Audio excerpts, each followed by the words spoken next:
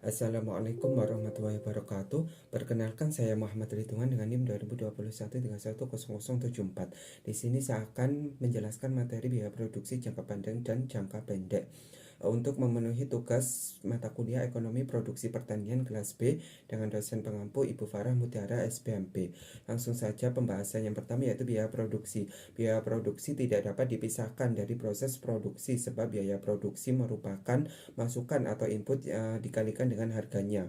Nah, definisi dari biaya produksi merupakan semua pengeluaran yang dilakukan perusahaan untuk memperoleh faktor-faktor produksi dan bahan-bahan yang mentah yang digunakan untuk menciptakan barang-barang yang diproduksi oleh perusahaan tersebut. Nah, dalam biaya produksi jangka waktu analisis ada dua. Yang pertama yaitu biaya produksi jangka pendek, yang kedua biaya produksi jangka panjang. Nah, biaya produksi jangka pendek di sini yaitu jangka waktu di mana sebagian faktor produksi tidak dapat ditambah jumlahnya. Yang kedua yaitu biaya produksi jangka panjang. Nah, di sini yaitu jangka waktu di mana semua faktor produksi bersifat variabel. Nah, biaya produksi jangka pendek. Biaya produksi jangka pendek di sini meliputi biaya tetap atau fixed cost dan biaya berubah atau variable cost. Nah, dalam konsep atau fungsi tetap tentang biaya produksi yaitu ada biaya total, biaya tetap rata-rata, biaya variabel total, biaya variabel rata-rata, dan marginal cost. Nah, di sini ada contoh tabel dan kurva biaya jangka pendek. Nah, biasanya dalam soal hanya diketahui key atau quantity, total fixed cost atau TVC, dan average variable cost atau AVC. Nah, misalnya di sini dalam mencari TVC atau total variable cost, misalnya Q dikali dengan AVC, Q-nya 1 dikali dengan 60, Q-nya 1 dikali dengan AVC-nya 30 sama dengan 30. Kemudian Q-nya 2 dikali dengan 20. TVC-nya sama dengan 40 dan seterusnya. Untuk mencari TC di sini rumusnya yaitu TVC ditambah total variable cost. Total fixed cost-nya 60 ditambah total variable cost-nya 30 sama dengan 90. Kemudian yang kedua 60 ditambah 40 sama dengan 100 dan seterusnya. Kemudian mencari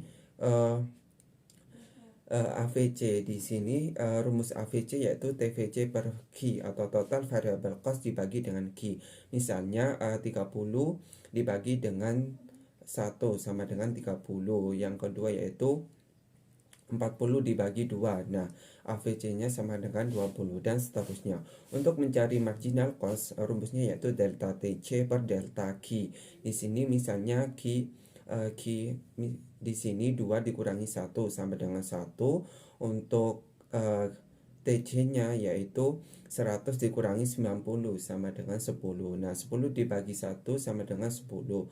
Kemudian 3 dikurangi 2 sama dengan 1. 105 dikurangi 100 sama dengan 5. 5 dibagi 1 sama dengan 5 dan seterusnya.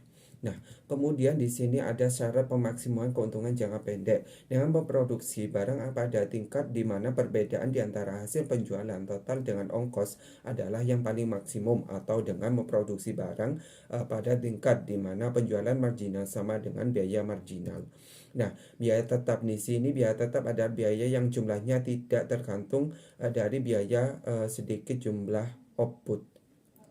Misalnya yang termasuk biaya tetap yaitu ada gaji, tenaga administrasi, penyusunan mesin, penyusunan gedung, dan seterusnya. Nah, di sini ada biaya variabel yang merupakan biaya yang besarnya berubah-ubah tergantung dari banyak sedikitnya output yang dihasilkan. Nah, yang termasuk biaya variabel di sini yaitu ada biaya bahan baku, biaya tenaga kerja langsung, bahan bakar, listrik, dan seterusnya. Nah, di sini ada biaya yang kedua yaitu biaya produksi jangka panjang. Nah, dalam biaya produksi jangka panjang semua produksi bersifat variabel. Nah, biaya rata-rata jangka panjang long range average cost atau biasanya LRAC yaitu biaya rata-rata yang paling minimum untuk berbagai tingkat produksi apabila perusahaan dapat selalu berubah kapasitas produksinya. Nah, cara membuat kurva LRAC yaitu dibentuk menghubungkan berbagai titik-titik kurva biaya rata-rata jangka pendek terendah pada berbagai macam tingkat optimum atau minimum untuk berbagai tingkat produksi yang akan dicapai pengusaha dalam jangka pendek. Nah, di sini ada contoh soal tabel dan kurva biaya jangka panjang, di mana ada kondisi SAC1 atau yang kedua ada kondisi SAC2, ada kondisi SAC3, ada kondisi SAC4. Nah, SAC sendiri merupakan short run average cost atau biaya rata-rata jangka pendek. Nah, langsung saja kita masukkan dalam kurva SAC-nya. Yang pertama yaitu SAC, nah yang kedua SAC2, kemudian kita masukkan SAC3, dan yang terakhir kita masukkan SAC4.